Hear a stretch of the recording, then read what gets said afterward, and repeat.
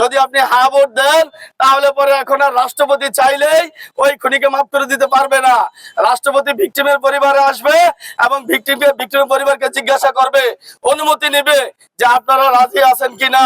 সম্মানিত উপস্থিতি, আপনারা যদি হ্যাঁ ভোট দেন, আগামীর বাংলাদেশে প্রধানমন্ত্রী এবং রাষ্ট্রপতি উভয়ের ক্ষমতার সমন্বয় করা হবে।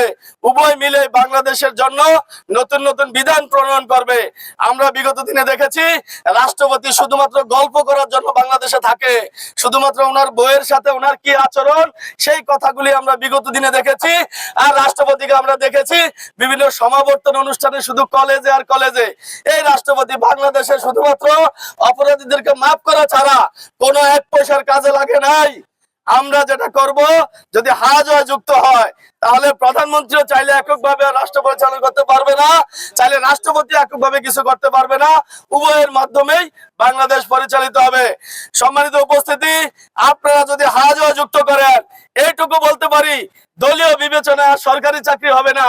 বিগত দিনে আমরা দেখেছি মেধাবী শিক্ষার্থীরাও যখন রিটার্ন দিয়েছে, পাস করেছে, ভাইবা দিয়েছে, তারপরে যখন পুলিশ ভেরিফিকেশন হয় ওইখানে রিপোর্ট আসে এই দলের এই ছেলে আমার দলের লোক কিনা। আমার দলের লোক না হওয়ার কারণে বহু শিক্ষার্থী জীবন ঝরে গেছে মেধাবী হওয়ার পরও।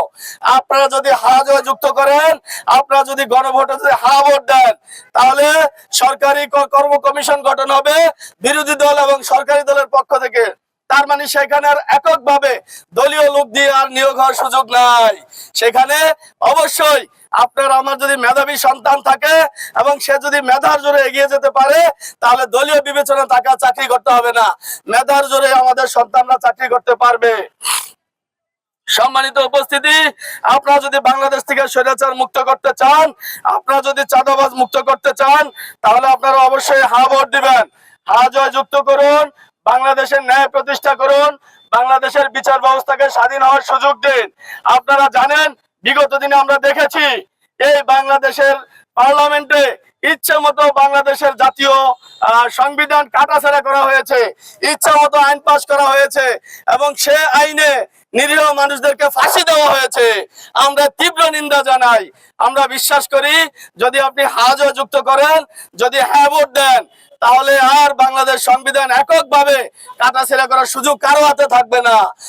বাংলাদেশের সংসদ ইচ্ছা করলে সংবিধান কাটাছেড়া করতে পারবে না, এই জনগণকে আবার জিজ্ঞাসা করতে হবে। আর একটা কথা বলি, সম্মানিত উপস্থিতি, আপনারা দেখেছেন এই বাংলাদেশের এক শ্রেণীর হুজুর তারা বিভিন্ন মাহফিলে বলেছে যদি আপনারা হ্যাঁ ভোট দেন তাহলে ঈমান থাকবে না। কেন? কারণ বাংলাদেশ সংবিধান থেকে বিসমিল্লাহ উঠে যাবে, রাষ্ট্র ধর্ম উঠে যাবে। আমি সেই হুজুরদেরকে বলতে চাই, আপনারা এই ধরনের গুজব ছড়াবেন না। আপনাদের কথায় অনেক নিরীহ মানুষ অনেক কিছু করে, আল্লাহ রাস্তায় আসে, দিনের রাস্তায় আসে। আপনারা এই গুজব ছড়াবেন না, কারণ এই বিসমিল্লাহ থাকে আমাদের মূল সংবিধানে। আর জুলাই সনদে বিসমিল্লাহ থাকা দরকার নাই, কারণ জুলাই সনদ দিয়ে আমাদের রাষ্ট্র চলে না, আমাদের রাষ্ট্র চলে আমাদের সংবিধান দিয়ে। আমাদের সংবিধানে সর্বপ্রথমে বিসমিল্লাহির রহমানির রহিম লেখা আছে। জুলাই সনদে কোথাও বলা নাই যে এই সংবিধান সংশোধন হবে। কি হবে? জুলাই সনদের 84টি পয়েন্ট আছে, এই পয়েন্টগুলো বাংলাদেশের যে সংবিধানের 135টা ধারার মধ্যে এই 84টার মধ্যে শুধু সংশোধন হবে ভিতরের সাইডে। অর্থাৎ বাংলাদেশ সংবিধান যে বইটা আছে তার ভিতরের কয়েকটা পৃষ্ঠার মধ্যে শুধু সংশোধন হবে, উপরের পাতার মধ্যে কোনো পরিবর্তন নাই। অর্থাৎ বিসমিল্লাহ যেখানে আছে সেইখানেই থাকবে। আমি সেই হুজুরদেরকে বলতে চাই, এই 12 তারিখের পরে ইনশাল্লাহ যদি হ্যাঁ জয় যুক্ত হয়, আর যদি তখন এই সংবিধান থেকে বিসমিল্লাহ কাটা না যায়, তাহলে আপনারা এই দেশের মানুষের কাছে মাটিতে পড়ে ক্ষমা চাইতে হবে, মাফ চাইতে হবে, তওবা করতে হবে। এই দেশের মানুষকে আপনারা বিগত সময়েও বিভিন্ন ভুল ভাল ব্যাখ্যা দিয়ে তাদেরকে ইসলাম থেকে সরিয়ে দিয়েছেন। আমি এনায়েতুল্লাহ আব্বাসী হুজুরকে বলতে চাই, আপনি এখনো সময় আছে, সরি বলেন। আপনি একবার বলেছেন বিসমিল্লাহ নাই, আপনি বলার পরে নাকি আবার বিসমিল্লাহ হয়েছে।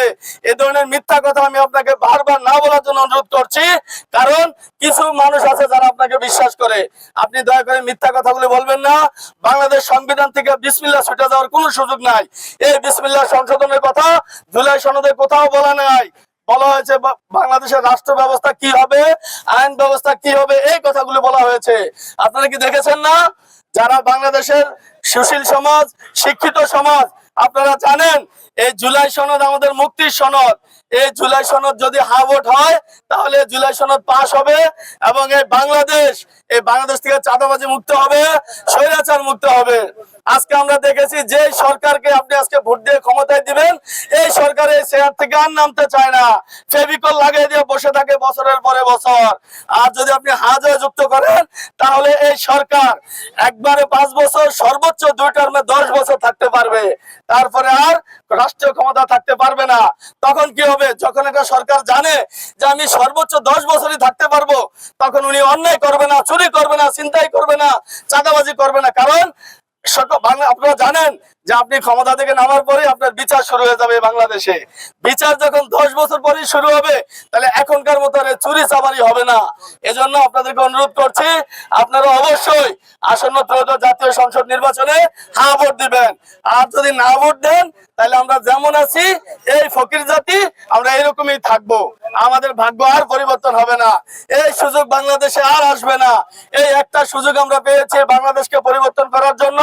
আসুন সবাই মিলে আগামী 12ই ফেব্রুয়ারি ত্রয়োদশ জাতীয় সংসদ নির্বাচনে গণভোটে হ্যাঁ ভোট দেই। আমরা এনসিপির পক্ষ থেকে আপনাদেরকে অনুরোধ জানাচ্ছি, আগামী দিনে আপনারা অবশ্যই ভোট দিবেন।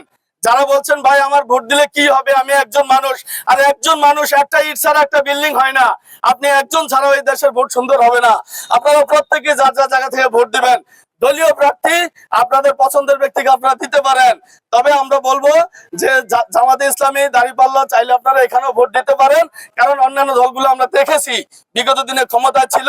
আমরা এনসিপি আমাদের ঐক্য জোট, 11 দলীয় জোট, আপনারা আমাদের এনসিপি তে ভোট দিতে পারেন। আশা করি আগামী দিনে ইনশাআল্লাহ বাংলাদেশের পরিবর্তনে এনসিপি গুরুত্বপূর্ণ অবদান রাখবে। আর অবশ্যই গণভোটে আপনারা হ্যাঁ ভোট দিবেন, হ্যাঁ ভোট দিবেন, হ্যাঁ ভোট দিবেন। আল্লাহ হাফেজ।